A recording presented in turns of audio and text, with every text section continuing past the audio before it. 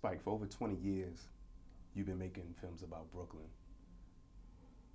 What has changed in the eyes of the director, and also what's still captivating about BK? Well, BK all day, you know. No doubt. Brooklyn. I mean, spreading love is a Brooklyn way, right? Yes, sir. But it's Brooklyn. It's the Brooklyn of do the right thing. The Brooklyn of she's gonna have it is not the Brooklyn of Red Hook Summer. Yeah. There's a line that Clark Peters' character, Bishop Enoch, says in Red Hook Summer. He says, gentrification has raised its ugly head. Wow.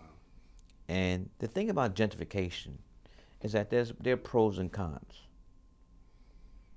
But the one thing that gets lost in the sauce is that there's very little thought given to the people who have to move.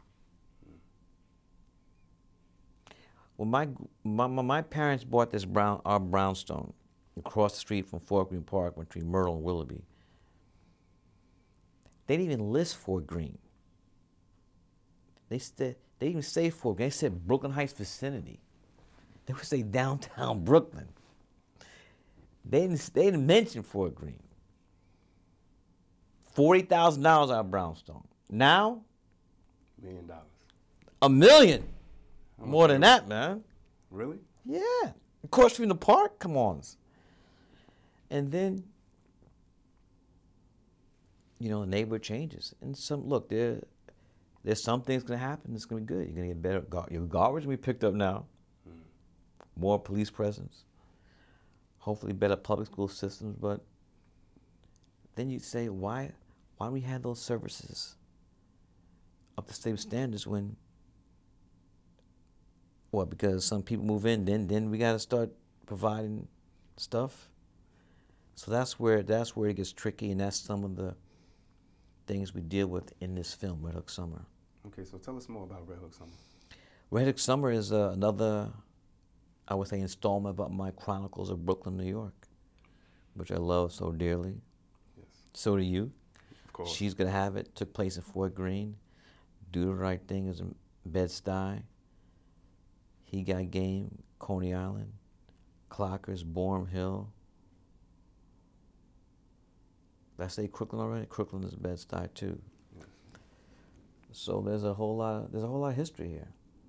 Okay. A whole lot of history of Brooklyn. So in the film, you bring back one of your characters, Mookie. So can you fill in the gaps for us? What has Mookie's life been like Well, since we last seen him? we last saw Mookie in a confrontation with Sal's famous pizzeria. The morning after Sal's famous pizzeria was burnt to the ground by the angry residents of Bed-Stuy, Do or Die. Sal took that insurance money and left Bed-Stuy and built from the ground up a new pizzeria. Sal's famous pizzeria, but in Red Hook. And at first, Sal didn't want to fuck with Mookie, but Don't tell me they're working together again. let me tell you, but you know, the Mexicans that the Sal was hiring, they just weren't they're getting it wrong. So Sal broke down and called Mookie and said, "Will you work for me?" Wow. And so so Mookie not having a job at that time,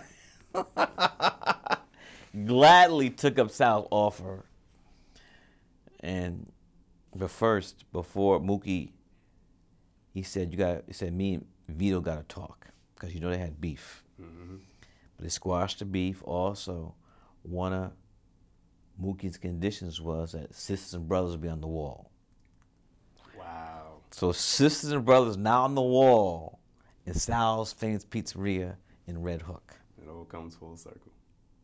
Wow. For me, Spike Lee films is all about the message, or the message that it conveys. So when the audience sees Red Hook Summer, what conversation do you want to be sparked by the film? Conversation in general. Okay. For me, I bought, as the director of the film, director of my films, I would like to say I've always felt that I can always tell when my films work the best is the conversation that's generated.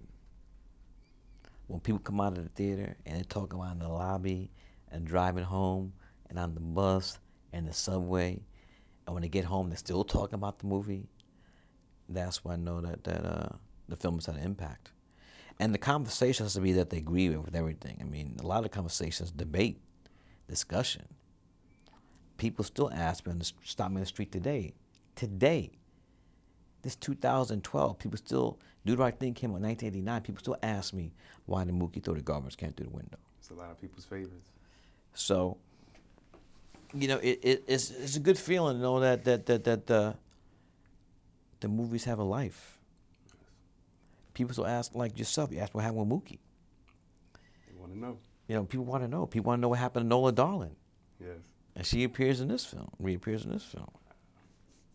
which now she's a Jehovah's Witness. Wow. Now you got me excited to see it even more than I already was.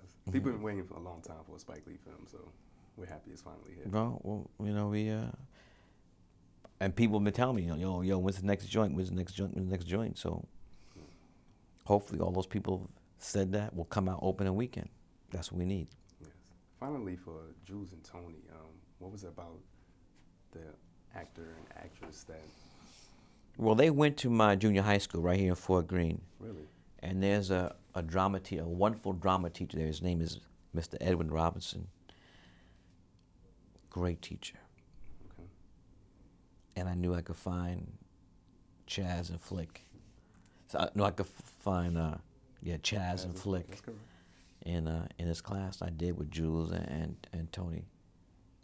Outstanding.